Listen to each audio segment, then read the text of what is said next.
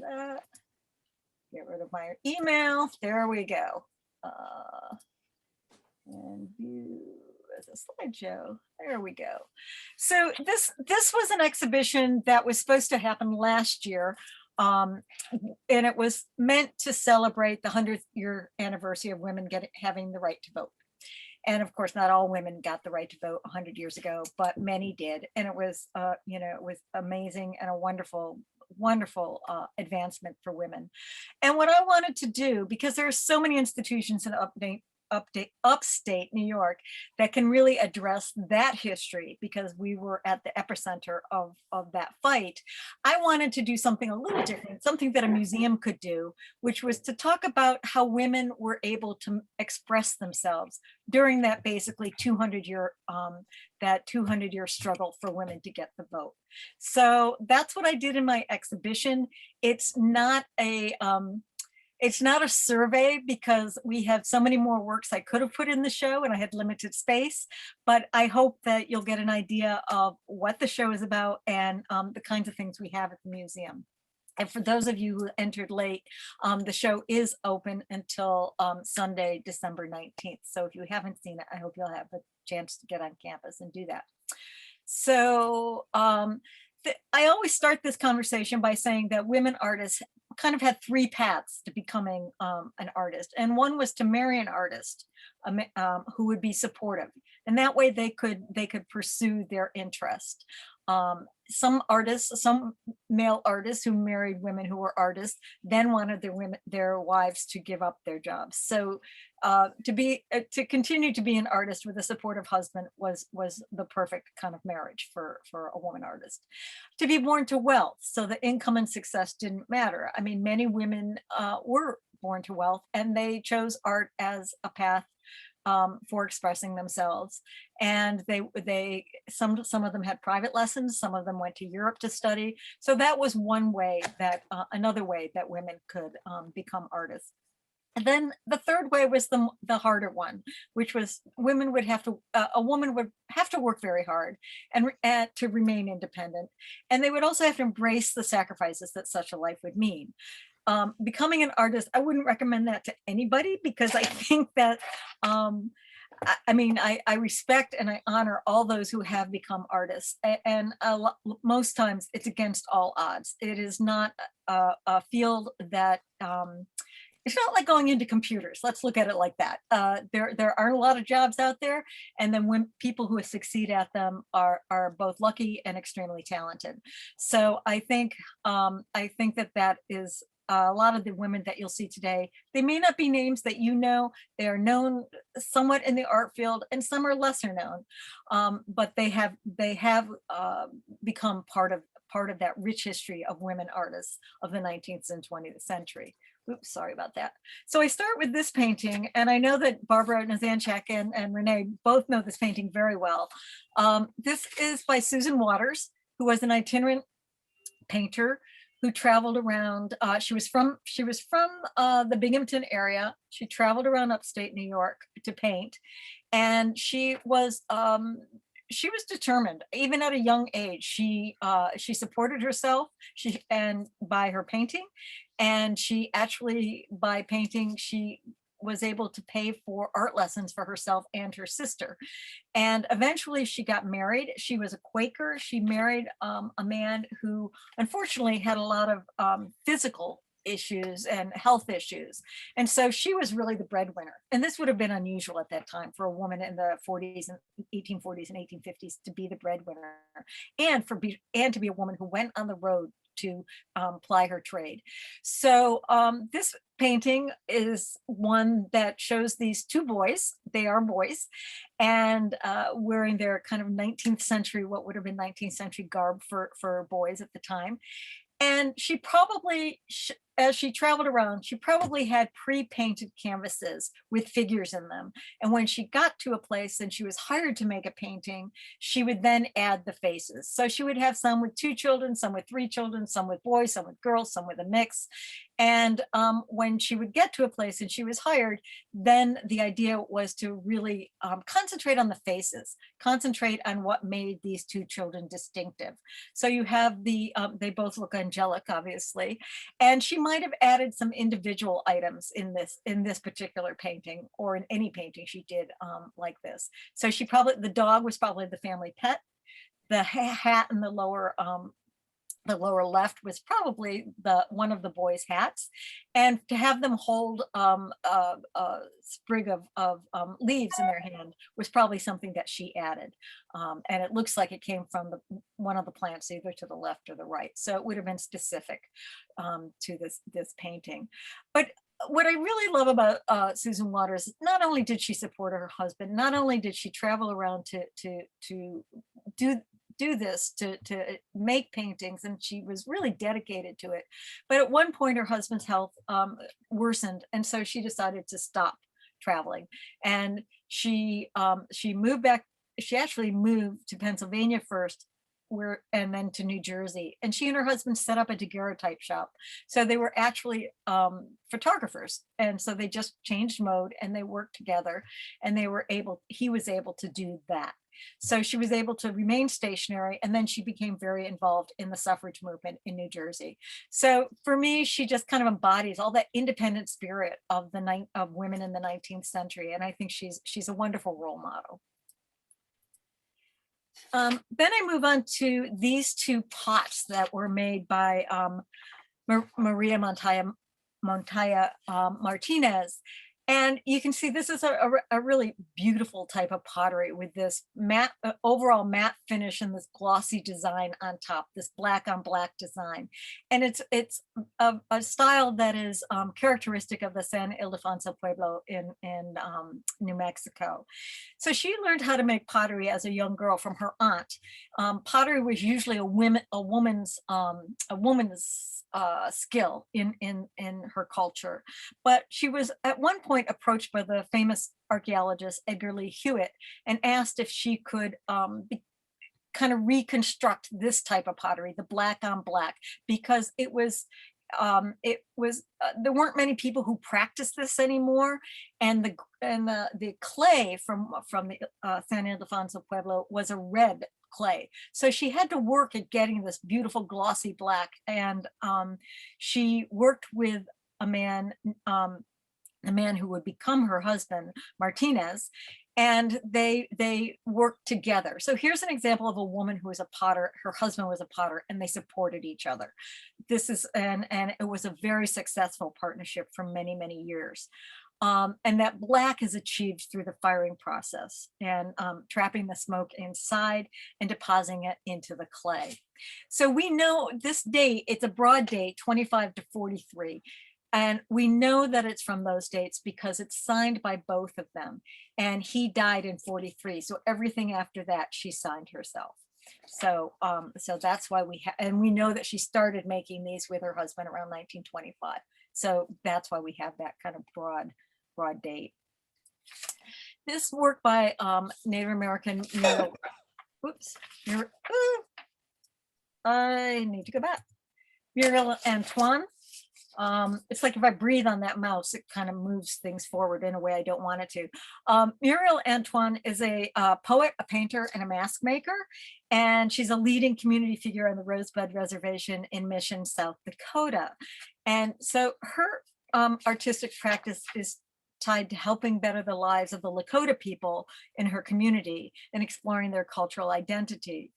And what I love about these masks is that the masks are all made from impressions of the faces of her grandchildren. So there's a very personal and really lovely element to these.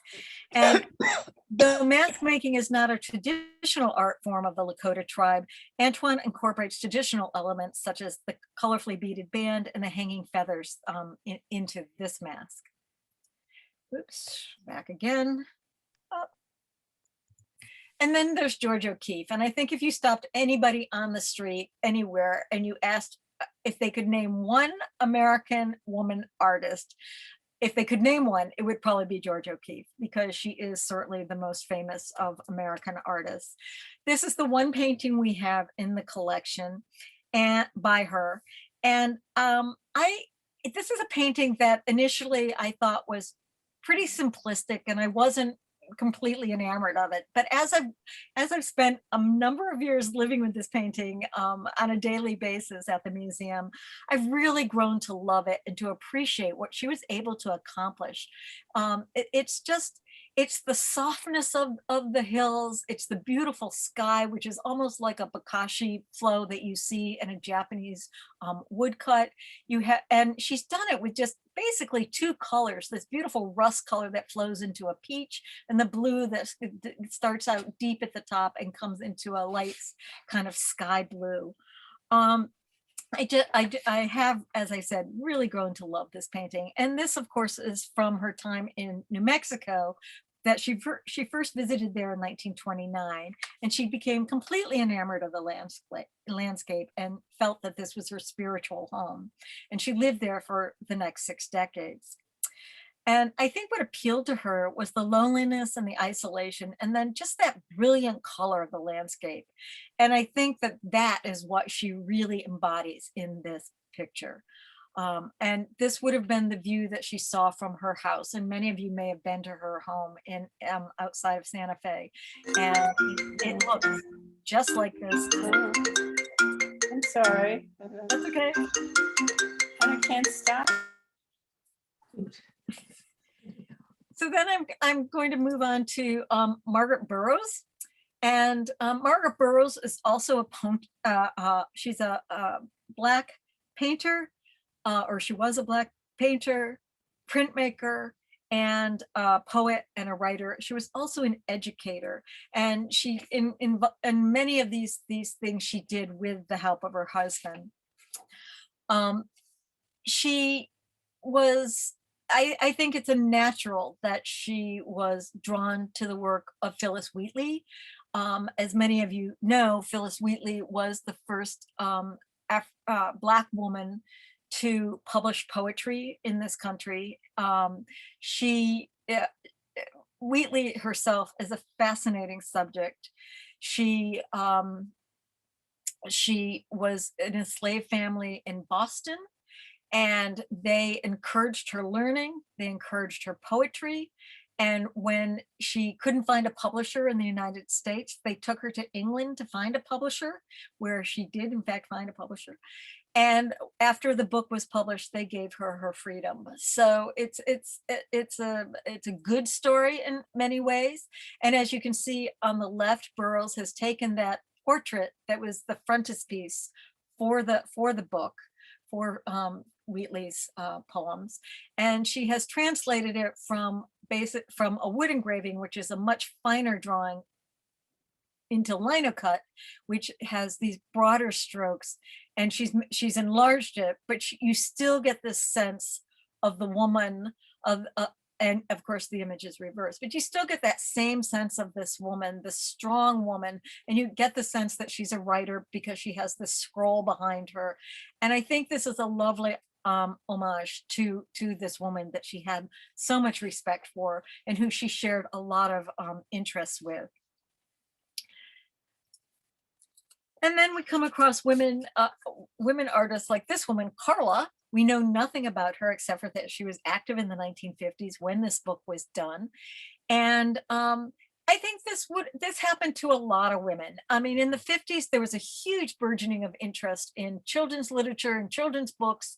And so a lot of women became illustrators because they could do this on their own time schedule. They could have a family, they could fit it in between sending the children to school and sitting down and making illustrations, just as children's book writers could do the same thing. So we have a children's book writer here, Elizabeth Roberts. Again, we don't know very much about her. And that's not really surprising. And sometimes I put these things out in exhibitions in the idea that, I don't know that much about her, but maybe somebody will come through and will know something. And that does happen. And so we wrote really extensive labels for this exhibition in the hope that it would add to our body of knowledge, but also it would help people to understand what we were showing. And also it might, for the people who have a dearth of information, it might perk something in their own minds. Maybe they would know something about it. So these original drawings were given to us. These watercolors were given to us about 5 years ago without the book. So I bought a book on the book through A Books or something, so we can match it up with the book, and we have now this complete picture. The interesting thing, of course, is that we have much more information, not surprisingly, about the publishers, Frederick Warne and Company. The company was founded in 1865 and was known for its publication of children's books, including those of Beatrix Potters. The company was bought by Penguin Books, which I'm sure you all know, in 1983. And then another woman who combines poetry, in this case, the poetry of the Indian writer, um, uh, Rabindranath Tagore. I'm sure I didn't say that correctly, but well-known Indian writer. So she takes his words and adds them to this print, uh, it's a folding print, kind of accordion style, and it's actually about 6 feet tall. So you can see on the right the whole thing spread out, and on the left you see Karen Kunk is a wonderful artist, and she's very technically involved with the work. I mean, she makes the booklet, she makes the hanging piece, she works in the images, she uses oh, what am I um I'm drawing a blank here, but she does all the typography for the books. And so they're really a package, and they're so beautifully made. They're made in very small editions. And I think this is just a beautiful work, and we have it hanging full length on the wall. And it's kind of like a tapestry, because each phrase of the poem has a different image, and it flows both upwards and downwards. And I think that it has this really organic feel to it. She is actually Karen Kunk is actually the Willa Cather Professor of Art at the University of Nebraska Lincoln, and she's still making gorgeous works today. And you probably all know Kara Walker's work. She's a very controversial artist, and she shows the Black experience in America, mostly slavery and how Blacks were slaves, particularly Black women. She's never particularly complimentary about whites, and she's very much in your face. But what I think is interesting about this book is that she has taken a 19th century form, the silhouette. She's taken the idea of a children's book in a way by doing it's a pop-up book, and you can see on the left there, the page before actually has something that you pull out. So it's really a pop-up book, but it has a very deep and a very disturbing story about Black life in America, both in the 19th century and now. And you, as I said, you probably know her name because she's in the news often. And in a different way, we have this work by Faith Ringgold. Faith Ringgold also does books. She also does quilts. She has a family tradition of quilts. Her mother was a quilt maker, her grandmothers were quilt makers. And so that has come down to her. She combines the idea of the book. It's called Seven Passages to a Flight. And we don't have the book open, so you can't see, but it has this beautiful, it does have the beautiful quilted kind of pattern around the edges of the cover. And then inside, each of the pages has been cut, the pages have been cut with pinking shears. So they have that very homemade feel to them. The book itself is just beautiful, and comes in this beautiful box. The quilt, so when we purchased this, the book is in an edition of 100, but if you wanted the quilt, you paid more, and you could get the quilt to go with it. And there were only 10 of the quilts. So we were lucky to get this combination and be able to tell this story. And Faith Ringgold, she if you look at the upper middle image, it shows a young girl in bed, and this is actually a self-portrait, and it's from when she was sick at home and her as a child, and her mother just came to her and gave her all kinds of materials and some scissors and some pencils and crayons, and just said, just create, just make something.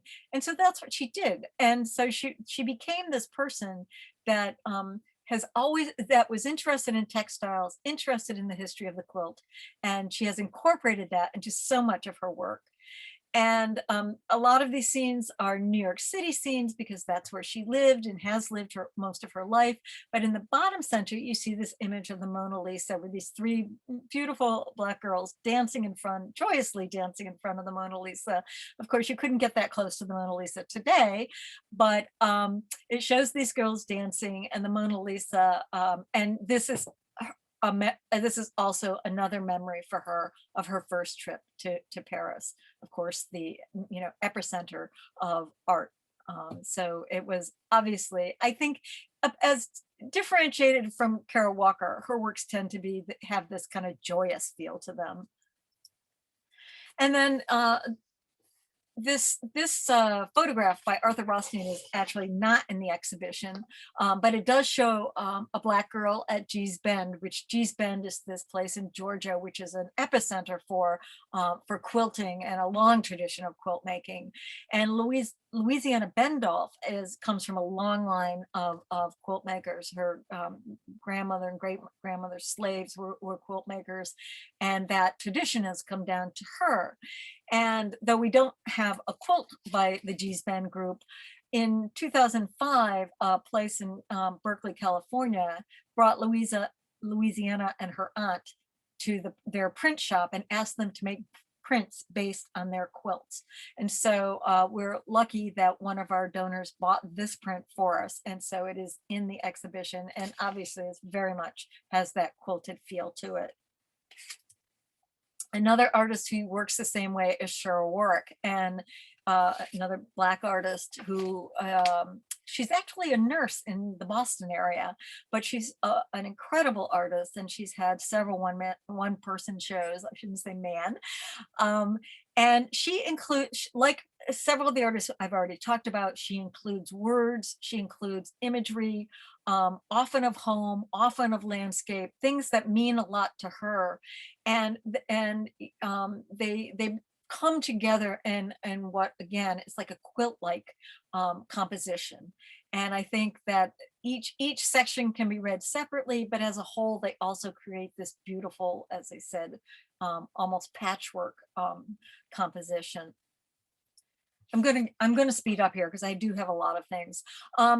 Judy Chicago, who we all know because of the women's dinner party that she created of I think it was 100 women artists, was very controversial, is now owned by the Brooklyn Art Museum.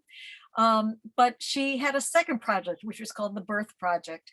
And she recognized that a lot of people don't talk about, a lot of women don't talk about what happens in childbirth. And she wanted to have this project really celebrate the act of giving birth. So she met with a lot of mostly embroiderers around the country, some quilt makers, but mostly embroiderers. And they each group would compose and design something to do with the idea of birth. And on the left, you see one that was done by a family group, the Lobiando family. She oversaw, Judy Chicago oversaw all of these. In fact, she was quite strict and often made these people take out all their stitches and start again, because she really she wanted perfection. I think that we can say that about Judy Chicago. The one on the right is done by Candace Duncan Pongala. And I think there were about 250 of these, and it took over, I can't remember how many years it took, over 5 years to do this. And then the Birth Project, the umbrella, the Birth Project, the group, actually distributed these to the museums. So we were fortunate. We have these two, and I think we have two others in the collection. So We have this very important project represented in our collection. This quilt I absolutely love. It's probably my favorite quilt in the museum, and it's just called Tumbling Block. We do not know who it was made by. It's an exquisite quilt. It has that crazy quilt thing going on around the edges, which you rarely see, but you can see it's got all this gorgeous embroidery, done with satin and silk. There are beads on it. There's hand painting on it. And then it's the traditional tumbling block, which gives a three-dimensional quality to the view, to the centerpiece. And what I find so sad about this piece is that it's such an exquisite piece. It was so carefully cared for. It's in beautiful condition, and we know so little about it. We don't know who the maker was. All we know, and if you can see in the center of this, it says 1884, which is embroidered in it. And then above it, it says 17th October. So that's all we know. And since it's a baby's quilt, it was probably made in 1804, probably prior to the baby's birth. And then the date was written in pencil and graphite after the baby was born. It is absolutely beautiful. And I wish I knew more about who made it, because it is a true work of art. I'm going to talk briefly about this morning picture. I know it's not in great condition. We did just have it restored, so at least it's stabilized, but it's the only one we have in the collection. And this is a unique art form. These were made by women usually, when someone died. Sometimes I hate to say they were pre-made knowing someone was going to die, but I think that they were I think there was kind of a standard design for these. They differ in some ways, but they always have usually a single, sometimes more, but usually a single mourning figure, this woman who's leaning on the plinth. And then you have, oh, we always have a weeping willow. And then you have the urn to represent the body of the person who has died. Often a church in the background, often a city in the background, or a town to represent where the person lived. And usually to finish it off would be the date of the name of the person, and the person's dates would be written on that plinth. So you would know who this was in mourning for. And we do know who this person is that made it, because her name is on the right, but that's all we know. We know nothing about anything else about her except for her name, which is Hannah Grant. And I, again, have tried and searched and have been unable to find anything else about her. Miriam Shapiro was a wonderful artist from the abstract expressionist movement, but at some point she began to embrace, like many women did in the 70s, their feminist history. Just like Judy Chicago really concentrated on things that were made with fabric and embroidery and quilting. Miriam Shapiro did the same, and we have this beautiful fan shaped. And I just think it's such a wonderful joyous piece, and again involves a lot of different elements. It's acrylic, fabric, beads on, and it's all on paper. So it's a really it's a delicate piece. It's a unique piece, but it's so much of the time. And of course, a fan would be something that a woman would carry, and also oftentimes fans were painted and designed by women. So this is an homage to that. This is an album quilt that we have in the collection from Baltimore. Again, we don't know who the actual person is well, it's not actually one person who made it.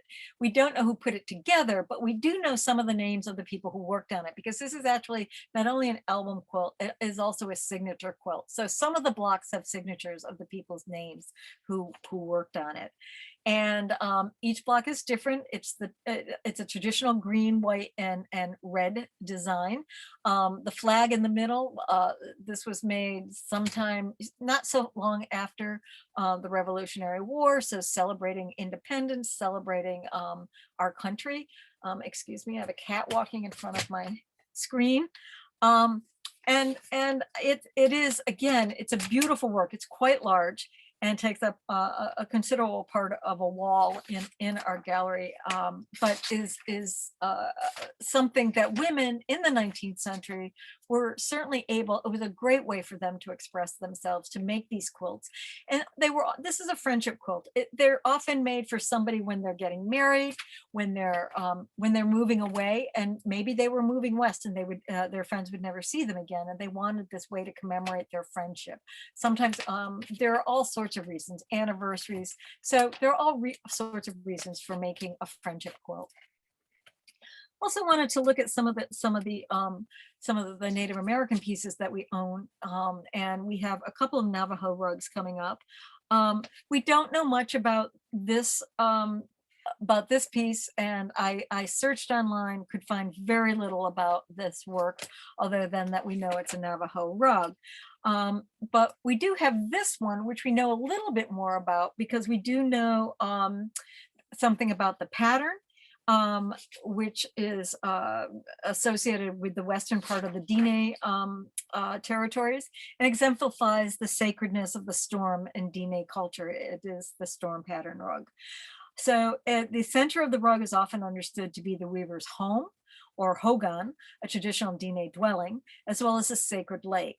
And protruding from the center are two zigzag lines, or powerful bolts of lightning, which lead outward towards abstract motifs, such as the two water bugs at the outer edges of the rug.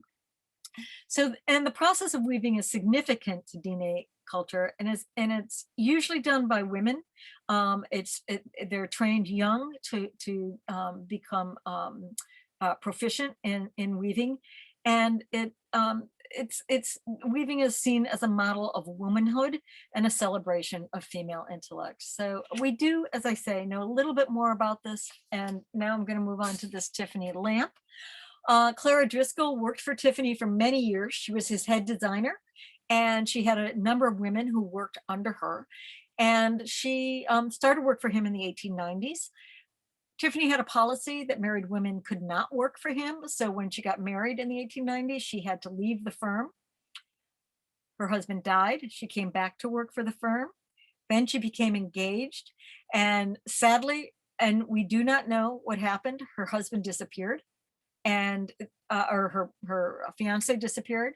He was never found. So she stayed working with Tiffany, and she continued to work for him until she finally did remarry in around 1909, 1910.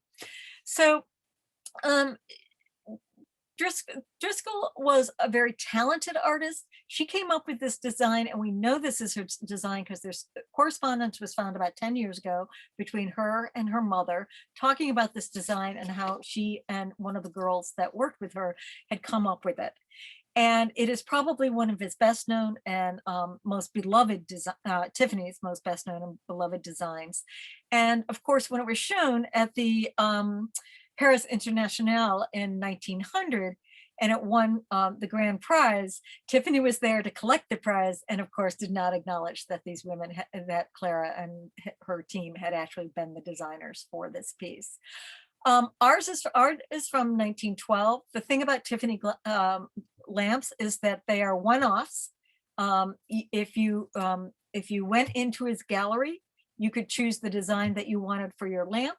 You could choose the design you wanted for your base, and you could have this lamp. Ours is a beautiful golden color with this gorgeous green dragonfly leaves, and but I've seen it in other colors. I've seen it in pinks and blues and reds, and I've seen the base completely different too. So these are one-off items, and they were probably the most expensive item you could buy from Tiffany. Certainly when it was first made, it was the most expensive. And Driscoll, I'm happy to say, was reportedly one of the highest paid women of her time. She earned about $10,000 a year by the time she left Tiffany in 1909. Oops. This is a piece by Edith Penman and Elizabeth Hardenberg, who worked for the Birdcliff Pottery. They actually were both artists living in New York. They'd studied at the Pratt Institute. That's where they met. They became fast friends. They lived together for the rest of their lives. And they they lived together in New York, and then they also became part of the Birdcliff colony in Woodstock, New York, when it started in 1903. It was a summer colony, so they were only there for the summer months. They set up the Birdcliff pottery in 1903, and they continued it into the 1920s. And at Birdcliff, they actually they built their own cabin where they lived in the summer months. And then in the winter months, they went back to New York. They didn't do much pottery during the winter months. They mostly did their painting, and they were printmakers as well. And that's what they did there. So, this is a case where two women worked together, and they were probably a couple. They certainly were fast friends.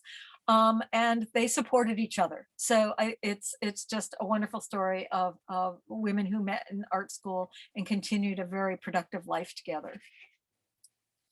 This is a work by Eva Zeisel, who is one of my all-time favorite artists. I love her designs. She was born in Budapest, and she was the first female member of the Hungarian Guild of Chimney Sweeps, oven makers, roof tilers, well diggers, and potters. I mean, what a title, and what a male bastion to kind of impose herself into.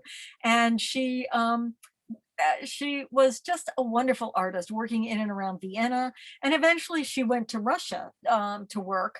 And unfortunately, in the 1930s, she was falsely accused of being involved in an assassination plot against Joseph Stalin. And she was held in prison for 16 months, 12 of which were in solitary confinement, which must have just been absolutely horrible for her. For anyone. And then she eventually went back. She was eventually released. She went back to Vienna, but the Nazis arrived, and she escaped on the last train out, and she arrived in America in 1937. And once here, she established her design career. She taught at the Pratt Institute, and she was commissioned by MoMA to design modern porcelainware that resulted in the 1946 exhibition, New Shapes in Modern China, designed by Eva Zeisel. I think if you look up any of her stuff on eBay, you may find that you might have grown up with some of this designware, because she worked for companies that mass produced some of her designs, and it showed up in many households in America in the 60s and the 70s, from the 50s to the 60s. She continued to work. As you see, she died at the age of 105. She actually worked right up until her 105th year. So I think she's an amazing artist and designer, and I loved all the work that I've seen by her. There's been a major show on her work. This is the only piece we have in the Johnson collection. This is a woman artist that I absolutely adore as well. You can see I picked favorites from the collection for my exhibition. Blanche Lazelle came from West Virginia, and she was one of those who was determined to be an artist. And unfortunately, at a young age, she suffered deafness, permanent deafness, from a disease that she had when she was about 11 or 12, but it didn't stop her. And that is what I really admire about her. It didn't stop her. She went on to get advanced degrees in art, and she ended up in Provincetown, where there was a group of artists making what are called white line color woodcuts. She is not the first person to have made a white line color woodcut. It was a man there named Bror Nordfeldt who was teaching the process. What a white line color woodcut is a woodcut that you actually carve on one block. You incise the lines into the block, and then you locally paint each of the areas that you want different colors, and you only have to send it through a press once, as opposed to making a color woodcut in a different way, in which every color has to be printed separately. So it saved a lot of time. It also gives a totally different effect. It gives this kind of stained glass effect, because you see the white lines. Those are the gouged lines on the block. And her name actually became ubiquitous with this style. So if you mention white line color woodcuts, her name is the name that comes to mind, because she was so proficient at it, and she made these absolutely stunning works. And we are lucky to have these two in the collection. She studied in Paris after the war. She studied with Leger. She studied with other famous artists from the 1920s and 1930s, and her later works have a very cubist feel to them. So the one on the right is called the Seine Boat. This is from an image from Provincetown. You can just see at the back on that one the image of a very old-fashioned car, kind of parked at the end of that driveway, and then the Florida flowers was her very last color woodcut, and she only made one of that one. Other prints she usually made a small edition, but this one there was only one, so it is a unique work, and that was the first one we acquired for the collection. Another color woodcut, Frances Gerhardt, a California artist who was very successful making these works. She had two sisters who were also artists, but none of them ever married. They worked for the LA County school system, and eventually she quit and became a full-time artist. And I think that her works are absolutely gorgeous. And I will show you just a couple of other color woodcuts, because this is a very ripe period for women.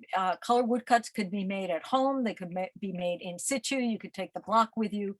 And this one by Edna Boyce Hopkins, another woman who spent a lot of time in Provincetown, who knew Blanche Lazelle, and this is a white line color woodcut. This one was actually made in Kentucky, where Hopkins traveled with her husband. Ethel Mars, another woman who made color woodcuts in Provincetown, and two that we have in the collection. She lived a good part of her life in France, first in Paris, where she knew a lot of the members of the avant-garde, including Gertrude Stein. Gertrude Stein actually wrote a poem about her and her partner, who I'll show you a work by in a minute. And then this wonderful little one called Two Mice. And then Mars' partner was Maud Squire, and this is a series that we purchased a few years ago, and it shows you the whole process of making an etching. So on the right you see the original drawing on this very thin paper, which she would have then put face down on the block, and or actually I'm sorry, she put it face up on the block and traced it onto the oh boy, I'm losing it. She put it on a zinc or a copper plate. She would put it right side up on the plate and trace the design onto the plate. And then she would put it into an etching bath, and then she would pull the print. And then on the right is the color version, and she did her color with stencils. And we actually have those colors those stencils as part of our collection too. They came with this purchase. So Squire and Mars were another couple that spent their entire life together, traveling back and forth between the United States and France. Oops. The 1930s with the Art Students League was also a very, sorry, not the Art Students League, here I am drawing complete blanks. I'm talking so fast. The program that Franklin Roosevelt set up, the Works Project Administration, the WPA. He started it in 1935. Many women became part of this. It was the first time probably ever that women really made a living wage. And so many artists became part of that program. Riva Helfand was an immigrant from Russia, and she in the 1930s became part of the, as we said, WPA. She went into the sweatshops like this one, the Curtain Factory. She also went down into the mines in Pennsylvania. She was intrepid and she traveled everywhere. She also set up a printmaking workshop in Harlem and worked with many really important Black artists there. So really someone that is really impressive, and her work is mostly printmaking. I don't think I've ever seen anything else by her except for prints. Another woman from that period, Ida Abelman. This one is called Homage to the Screw, and again reflects the life of women in America during this period where industry was becoming more important, but at the expense of the lives of people who were being displaced from their homes, who were who in many cases women were single mothers, and it's called Homage to the Screw, which can be taken in a couple of different ways, but it's a very stark and very powerful image, I believe. Um, and again, this one by Claire Millman Moore. As I said, so many women became part of this program, the Work Projects Administration. And Atri was in a class that she attended. She took classes with Thomas Hart Benton. She met Jackson Pollock, and Pollock encouraged her work and suggested she study with some of the Mexican muralists. And she made this series in the 1930s that she wanted to, she had a series, an idea of reflecting, of doing a print series reflecting life of women. And she only actually got 4 of them done. The 4 were supposed to be birth, a factory wedding, the fair sex, which we see here, and marriageable daughter. And she sets these 4 women in this kind of semi-abstract urban setting, and I don't think I think the fair sex can is not intended as a truism, but rather just showing how these women have they all look like they have suffered. They all look like, you know, they work in the factory. They are doing anything to help their families during this terrible time, the Depression. And I think that it is, I like the ones we've already seen. I think it's a very powerful image. And Alice Trumbull Mason, another one of these women, but also what's interesting, she was one of the first American abstract artists and women abstract artists, and was very involved in the abstract artists group that evolved in the 1930s. And they're not to be confused with the abstract expressionists. It's a totally different group. The next 3 slides are of women who were born in Prague, were part of the Terezin concentration camp. And they were Jewish. They were sent to the camps in the early 1940s. Terezin was different than some of the camps. And in fact, someone told me that today you go and it's just like it was in the 1940s. And it was a camp that a lot of intellectuals were sent to, a lot of artists, musicians, playwrights, and somehow these people managed to continue producing plays, having concerts, doing musicals. The artists would teach the children how to make art with any materials they could come across, and when they were sent on, and they were often sent on, and they were sent to Auschwitz, they would hide their work in the walls of the camp, and they were found when the camp was liberated. There was also at the Terezin camp, there was a workshop. There was an artist workshop, and the Nazis kept several artists occupied making reproductions of famous paintings in that workshop. Before I move on to the next artist, I just finished, we're talking about Melva, who obviously did not survive. She was sent to Auschwitz in 1944. But Charlotta actually did survive, or Carlotta. She was one of the people who worked in the workshop, and she was approached by one German officer and asked, because he was deeply impressed by her talent, and he asked her to paint a painting of a Madonna for him. And she said, yes, she would. I mean, she obviously didn't have much choice. So she started it. And at one point he came to her and he said, don't finish the painting, because if you don't finish the painting, I promise you will survive. You will not be deported. So she never finished the painting, and she was not deported, and she went back to Prague in 1945. These are 2 images that she did of the young scrub woman, and then the seated older man kind of embracing, really sadly, kind of pathetically embracing his food dish and holding it close to him. Then I had a section in the show on Cornell people, because I think that that's really important. There's so many important women who came to Cornell. Anna Botsford, who became Comstock, was born in Western New York, and she entered Cornell in 1874, one of the first women to come to Cornell. And she took an entomology class with John Henry Comstock. She married him in 1878, and she wanted to assist him with his research. And so she honed her graphic skills to enable her to illustrate his papers. This is a wood engraving that she made. I love this. This is in the Johnson Museum collection, the tiger butterfly and the tiger. And she was untrained as an artist, but she did take classes so that she could help her husband. She went to the Art Students or Cooper Union in New York, and then she became so involved that she illustrated these books. And eventually she wrote the Handbook of Nature Study for Teachers and Parents, and it came out in 1912.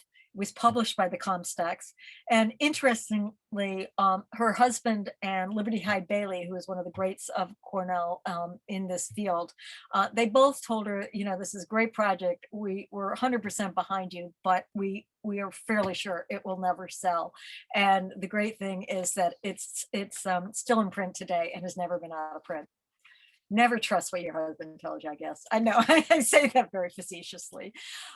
This, of course, is Sage Chapel, one of the great beauties on campus. And I'm showing you this because the mosaics in Sage Chapel were actually designed by Ella Condé Lamb. And she was married to Charles Lamb, who from the Lamb Studios in New York. Lamb Studios was the great competitor of Tiffany. They were hired to design Sage Chapel, and Ella Condé Lamb was the one who designed these mosaics. These three designs were recently given to us by a descendant of the Lamb family. Ella Condé Lamb is one of those women who kind of defies everything. She was successful. She married a husband who supported her. She was embraced into the business. She had 5 children, 4 of whom came to Cornell. And those children had descendants who also came to Cornell. So they have a very close connection with Cornell, which is why we were given these wonderful, these drawings. And we recently had them conserved, and they just are really, really beautiful. And this woman, Virginia True, she came to Cornell in the 1930s. She had been a teacher, but she realized she needed an advanced degree, so she applied to Cornell. She got to the Master of Arts program. Some of you may know this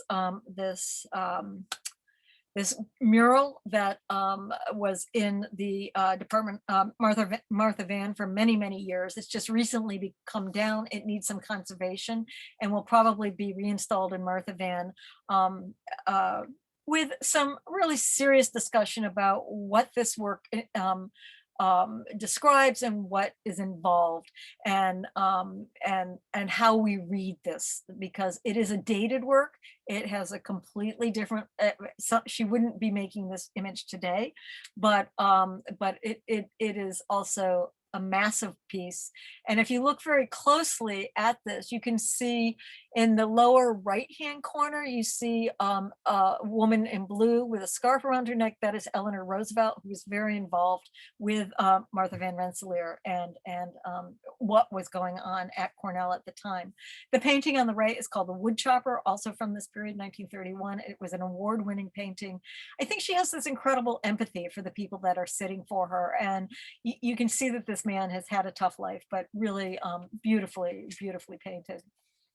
So then I went to the I went to Martha Van and to the collection, the collections over there, because they have so many wonderful objects in their collection, and so many beautiful pieces of clothing. And there were so many works I wanted to show, so I decided I would choose just 3 wedding dresses. I got a subject, wedding dresses. This one was made in the 1930s for Jeanette Mann Reed, who was born and brought up in Ithaca, and she knew the university well because her father was a member of the faculty and then dean of the College of Architecture. So, and she received both her undergraduate and graduate and master's degree from the university. And this was made in the costume shop of the New York State College of Home Economics in 1931. Ruby Jean Douglas was one of the first Black women to come to Cornell for that in that department. She got both her undergraduate and master's. And then she made this wedding dress in the 1970s for her advisor and her mentor, Nancy Conklin Saltford. And I love the fact that we have a picture of Nancy in the dress from the 1970s, but the dress too is such a 70s dress. It's this beautiful, flowered top with the velvet uh, rest of the dress, and it's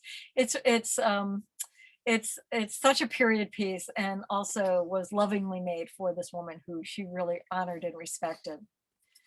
And then Giselle Begler, who graduated fairly recently, and she is half American and half Egyptian. She has had a great career as a couturier. When she graduated from Cornell, she went to Cairo and she set up her own business there. She made all the outfits for several Kuwaiti royal weddings. And then this dress, which I think is absolutely spectacular. I couldn't wear it, but I love it. And this is something that she made fairly recently, 2014. She came back to the States in around that time. Her mother was quite ill, and so she now works out of New York. And she is now designing hijabs and working with the department on campus to make them and to design them. And I think this is just, what she designed is just kind of over the top and fantastic and really elegant. And then these were two panels for, many of you may remember that that Gannett for many years had 4 panels. When you walked into the main entry, there were 4 panels in each up in the walls. The panels were actually destroyed when Gannett was taken down a few years ago. And so all we have left are these panels, these long panels that were made at the time as designs. And she gave Allison Mason Kingsbury Bishop is the woman who made these, and she gave these panels to the president of Cornell, and that is why they were kept. And then they were held in another department on campus for many years, and they were given to the Johnson Museum about 3 or 4 years ago.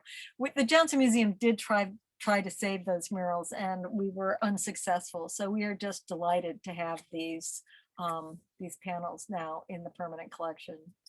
And you can see again, these are dated. They represent a very white Cornell, which is not what it is these days, but they do represent this time. And of course, Allison Kingsbury Bishop is important to the history of Cornell. Oops. And then Betty Woodman, who made a name for herself in the late 70s and 80s by making these things called pillow pitchers. They are not actually pitchers that are meant to be poured. They are actually decorative objects that you would buy and have on your shelf. They're quite massive. They weigh a lot. I know I had to move this one around when we were installing. And but they were called pillow pitchers because of the shape of the base, which is the shape of a pillow. And then Anne Krause, I'm going to go through these last couple very quickly. Anne Krause is an interesting artist who also made ceramics. And she kept a dream diary. And what she would do is she would wake up after having dreams and she would write everything down. And then she would incorporate her dreams into these ceramics, and she would write these words onto the plate, which is actually an interesting take on what some of the earlier artists are doing that I showed you, that they were incorporating their writing into a print or a book. But in this case, she's incorporating it into a ceramic. And she also did it with these 2 mugs. And you would never want to use these mugs. They were decorative objects. Elizabeth Catlett, Black artist. We have several works by her in the collection, often talking about the Black experience in America. And course, Harriet Tubman, the Harriet Tubman House is close by in Auburn, and she was known as the Moses of her people. And I think having this having works by her in the collection is really important, and she's so great. She did apply to the Carnegie Institute to go to college. She was accepted. When they found out she was Black, she was rejected, and she was not allowed to go. She ended up going to Howard University.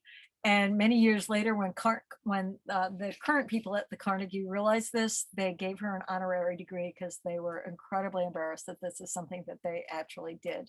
She ended up working with Grant Wood, going to graduate school with Grant Wood out in the Midwest, and then spent a big part of her career in Mexico with her husband. Claire Falkenstein, also a very interesting artist, is these incredibly creative pieces this is actually a molded paper piece. And this is a thing I want to emphasize with this piece, and one I'm going to show you at the end, is that women are also extremely experimental, and I find that by and large they don't let no become an answer to them. They are willing to go out on a limb and try different things. And this is a collagraph, and it actually, if you ran your hand over it, would be like reading Braille. It's almost like a constellation. It's just absolutely beautiful and very, very subtle, and again, a recent purchase for the collection. Jean Quinctus C. Smith, Native American artist, and a fun work that just shows, this is kind of the what is this figure called? I'm trying to think. Well, while I think, I will say this about Jean Quinctus C. Smith. This is not one of the pieces, but she includes a lot of horses in her imagery. She's from Montana. Her father was a horseman, and she's been around them her entire life. And she is probably the best known and the most prominent Native American artist today. Sarah Brayer is an artist who has a practice here in the United States. She's from Rochester, but she also spends most of the year in Japan. And again, very experimental work. If you turn off the lights, this thing will glow because it has phosphorescent pigment in it. So a nice, interesting and unusual work. And Swoon, who is a young artist, this is not her real name, but she adopted this name. This is a work that she did in commemoration of a street event in New Orleans. And this figure, who is so large in the print, it was a figure that was very tall. I think it was 8 or 10 feet tall in the streets of New Orleans. And so she based this print on that event. And lastly, I'm going to talk about Leslie Dill very quickly. Leslie Dill is a wonderful, wonderful artist, and she's a very giving and a great speaker. We've had her to the museum a couple of times. She did a series of dresses like this in the 1980s and 90s. This is called Poem Dress of Circulation. The poems are based on Emily Dickinson, who is a heroine of her. So again, we're including words, we're including poetry. I mean, you see a lot of these things coming full circle.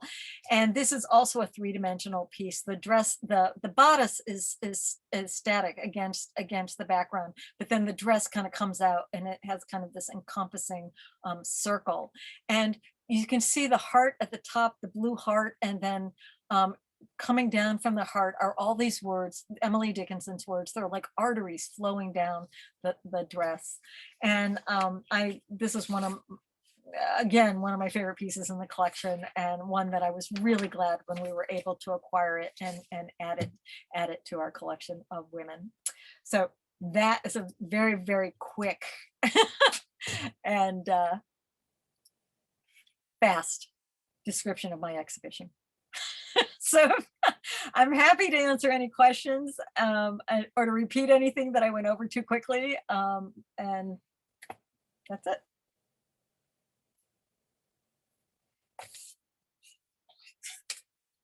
Have any of you had a chance to see the exhibition?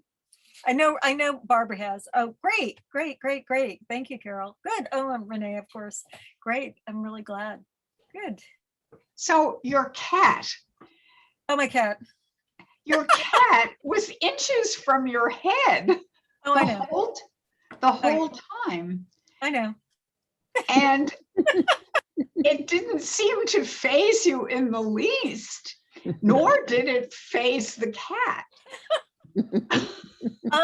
I want to say something. I have 3 cats and I want to say something about all of them. They love Zooms. They always come to my Zooms. Whether it's a talk or whether I'm listening to somebody else talk or whether I'm doing an exercise class. And they, I've been home now for 2 years almost. And don't go to work that much, and they are just comfortable being with me whatever I'm doing. So yeah. And you're obviously very comfortable with them. Even if I took the cat and put it in another room, they would scratch and cry. It's not worth it. They are spoiled, I admit it, but it's again, this is what the pandemic has done. It's made me spoil all of my cats. So Nancy, you said this was your last lecture. Are you retiring?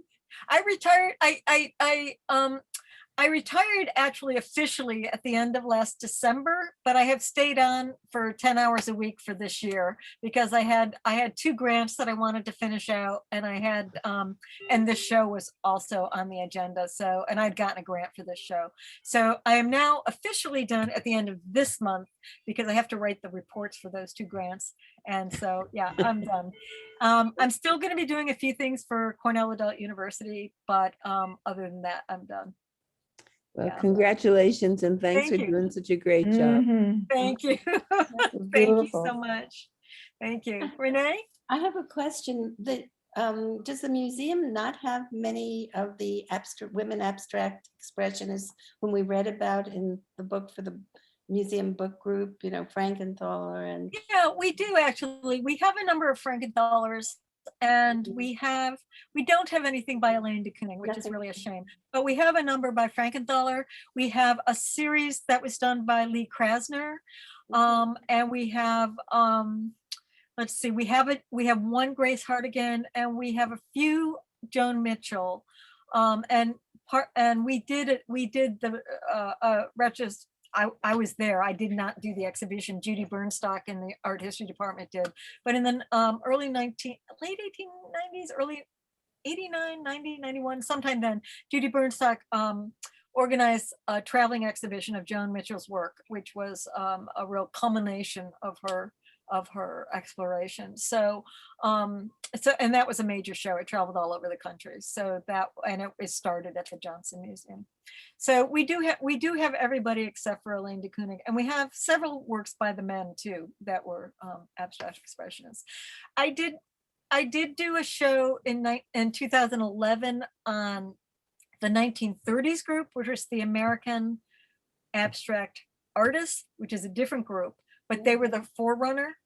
And there were a lot of women in that group, and they still exist today too. They are actually a group. They exist. And so, stop it. We did a show of their work in 2011. We did both the men and the women, but we have a number of those women in our collection as well.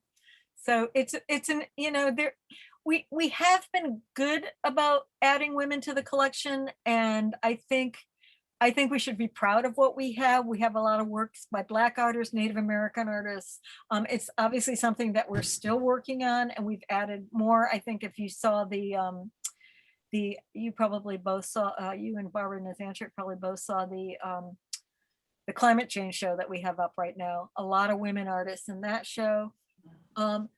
So I think we're working, like every museum, we're working on it, but I think we've never been a museum that didn't acquire works by women, because at least for me, it's always been a drive, and Frank supported it. And I think a lot of the other curators, that's been a drive for them too.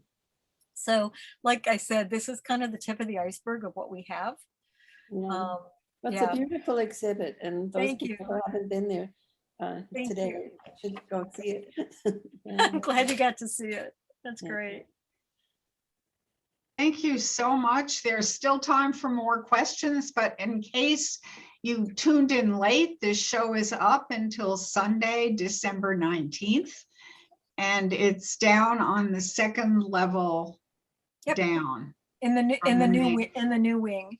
And Yeah. if by any chance, we've had a little trouble because we're now using student guides, student guards. And as we all know, students get distracted when at the end of the semester. So sometimes we're short on guards.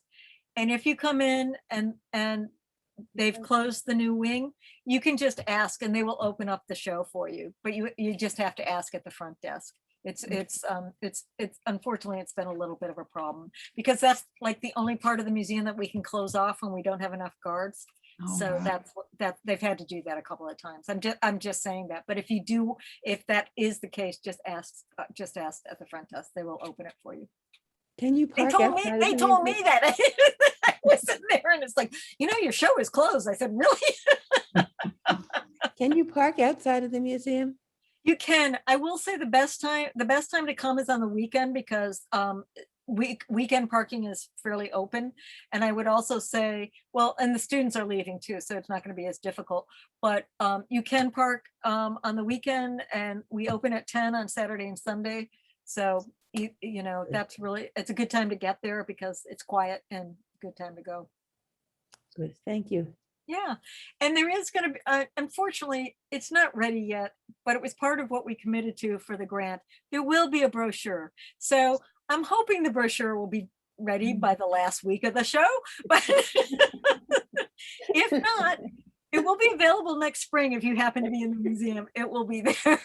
So, the pandemic has done some strange things to all of us.